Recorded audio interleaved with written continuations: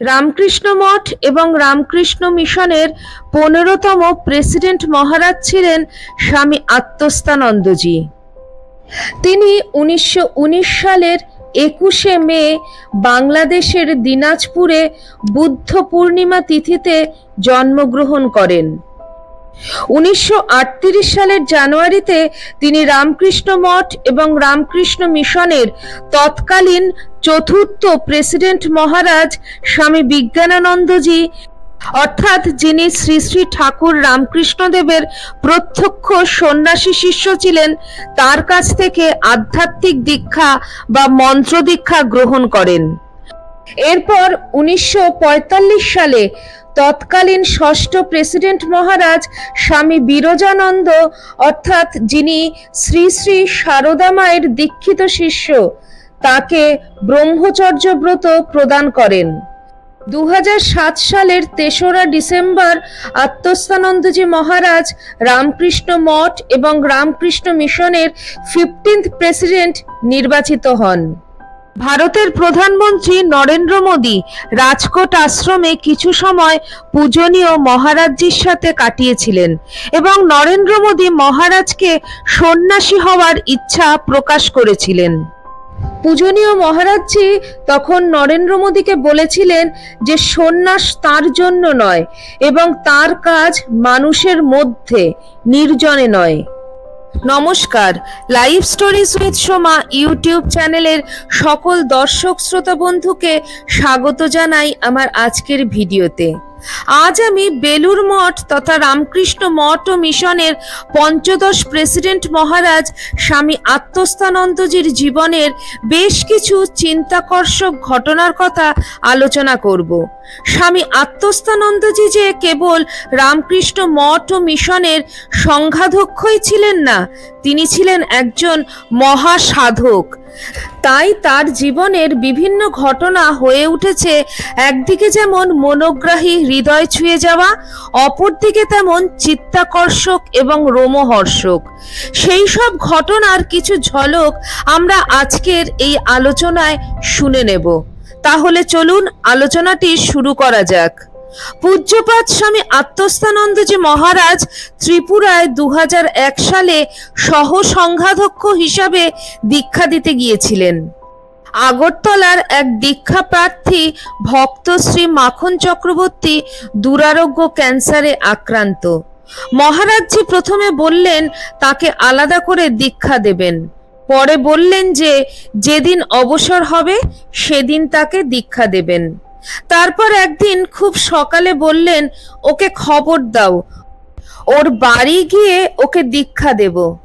টিনের একচালা যুক্ত ঘরের মেঝেতে বসে খুব দরদ দিয়ে মহারাজজি ভক্তটিকে দীক্ষা দিলেন। পরে যতবার ওই অঞ্চলের শাখা কেন্দ্রের সম্পাদক বেলুর মঠে এসেছেন, ততবারই তিনি তার কাছে ওই ভক্তটির সম্পর্কে খবর নিয়েছেন। আবার আদিবাসী যুবক যুবতীদের দীক্ষাদানের ব্যাপারে পূজনীয় আত্মস্থানন্দজি মহারাজের খুবই আগ্রহ ছিল। রাঁচি, মোরাদাবাদী আশ্রম, নারায়ণপুরা অর্থাৎ ছত্তিশগড়ে, গৌহাটিতে, শিলং, চেরাপুঞ্জি প্রভৃতি স্থানে তার দীক্ষিত বহু আদিবাসী ভক্ত শিষ্য রয়েছেন। একবারের একটি ঘটনা শুনে নেওয়া যাক। একবার শিলং আশ্রমের একটি চতুর্থ শ্রেণীর ছাত্র পূজনীয় মহারাজজির কাছে খুব আবদার করতে থাকে মন্ত্র দীক্ষা পাওয়ার জন্য। মহারাজজি ছেলেটির ব্যাকুলতা দেখে শেষ পর্যন্ত রাজি হলেন এবং তাকে দীক্ষা দিলেন। প্রথম তিনি 30 জন করে দীক্ষা দিতে শুরু করেন। পরে অবশ্য সংখ্যা বাড়াতে বাধ্য হয়েছিলেন। সাধারণত স্বামী স্ত্রীকে একসঙ্গে দীক্ষা দিতে পছন্দ করতেন মহারাজজি। বর্তমানে তার দীক্ষিত সন্তানের সংখ্যা 67,000 অতিক্রম করেছে। তার দীক্ষিত সন্তানের মধ্যে অনেকেই রামকৃষ্ণ সংঘ বা সারদা মঠে যোগ দিয়েছেন। অভূতপূর্ব ব্যাপার হলো দীক্ষার আসনে যখন তিনি বসতেন তখন যেন একেবারেই তার অন্য মূর্তি, বাইরের জগতে যেন তিনি আর নেই। সত্যই মনে হতো গুরু শক্তির এক অপূর্ব বিকাশ তখন তার মধ্যে দিয়ে উদ্ভাসিত হচ্ছে। ভক্তদের তিনি বারবার বলতেন ঠাকুরকে এক হাতে ধরবে আর এক হাতে সংসারের কাজ করবে। আবার কখনো বলতেন ঠাকুরকে দুই হাত দিয়েই ধরে থাকবে। আত্মস্থানন্দজি মহারাজ খুব জোর দিতেন জপের ওপরে।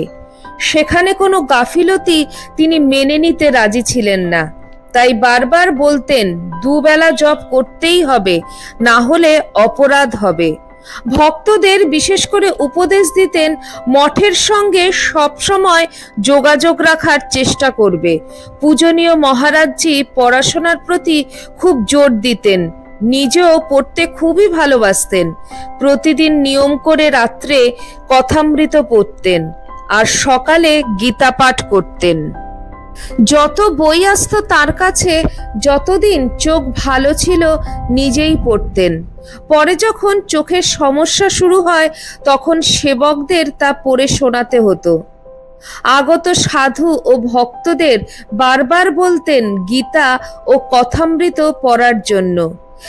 নিজে জীবনে কখনো কর্ম থেকে ছুটি নেননি, যদিও নিজে একান্তে সাধন ভজন ও তপস্যা করেছেন। একবার দেরাদুনে থাকার সময় মঠে প্রতিদিন তিনি প্রচুর জপ করতেন। কালিম্পংয়েও যখন ছিলেন একান্তে তখনও তিনি জপ ধ্যান করেছেন প্রচুর, আর তীর্থ দর্শন করেছেন। তীর্থ মাহাত্ম্য উপলব্ধি করার চেষ্টা করতেন তিনি। সাথীদেরও সে কথা বলতেন। ঘুরে বেড়ানো পছন্দ করতেন না, বলতেন তীর্থ দর্শন করতে যেতে। একটি অসাধারণ ঘটনার কথা বলি। একবার একটি আশ্রমে গেছেন পূজনীয় মহারাজজি। সকালে অরক্ষিত একটি মন্দিরে গিয়ে দেখেন একটি বাঁদর মন্দির ও বিগ্রহকে অপবিত্র করেছে। সঙ্গে সঙ্গে আশ্রম অধ্যক্ষকে ডেকে মন্দিরটিকে সংস্কার করতে বললেন। বিগ্রহের নতুন অভিষেক করার নির্দেশ দিলেন। তাঁরই উদ্যোগে বহু শাখা কেন্দ্রের মন্দিরে পার্শ্বদের ছবি বসানো হয়। নিজের তীর্থবিধি মানার চেষ্টা করতেন সাধ্য মতন। কাশী, কঙ্খল, এলাহাবাদে গঙ্গা স্নান করতে ভালোবাসতেন মহারাজজি। একবার কুম্ভ মেলার পরে গেছেন হরিদ্বারে।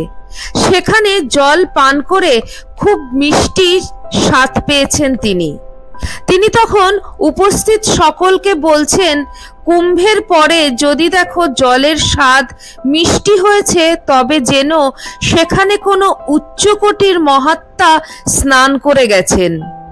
পূজনীয় মহারাজজি দক্ষিণেশ্বর মন্দির দর্শনে যখন যেতেন অনেক ফলমূলাদি নিয়ে যেতেন। মাকে দর্শনের সময় তার সেই ভক্তি ব্যাকুল মুখখানি যেন দেখার মতো। মনে হতো যেন মায়ের সামনেই এক পরম নির্ভরতায় এসে দাঁড়িয়েছেন। ত্রিপুরায় একবার গেছেন মহারাজজি। সেখানে রাজবাড়ির একটি দেবী মন্দির আছে। সেটি সাধারণের কাছে তত পরিচিত নয়।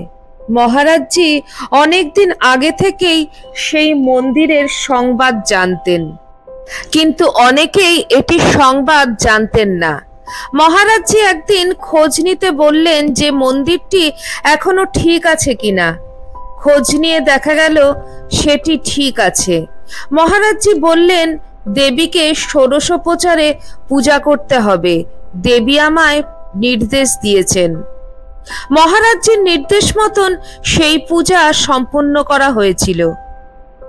স্বামী আত্মস্থানন্দজি মহারাজের জীবনের নানান ধরনের কর্মকাণ্ডের মধ্যে কিছু ঝলক মাত্র আজ আমরা শুনলাম। আপনাদের কেমন লাগলো অবশ্যই আমাকে কমেন্ট সেকশনে কমেন্ট করে জানাবেন। ভিডিওটি ভালো লাগলে নিজের লোকেদের কাছে শেয়ার করে দেওয়ার অনুরোধ রইল। আর চ্যানেলের যারা নতুন বন্ধু, যারা এখনো আমার চ্যানেলটিকে সাবস্ক্রাইব করেননি বা সাবস্ক্রাইব করে ওঠা হয়নি, তাদের কাছে একান্ত অনুরোধ আমার চ্যানেলটিকে সাবস্ক্রাইব করে আমার পাশে থাকার। আজকে এখানেই শেষ করছি। আবার খুব শিগগিরই দেখা হচ্ছে আপনাদের সঙ্গে কোনো একটি নতুন ভিডিওতে। সবাই ভালো থাকবেন, সুস্থ থাকবেন। জয় ঠাকুর, জয় মা, জয় স্বামীজি।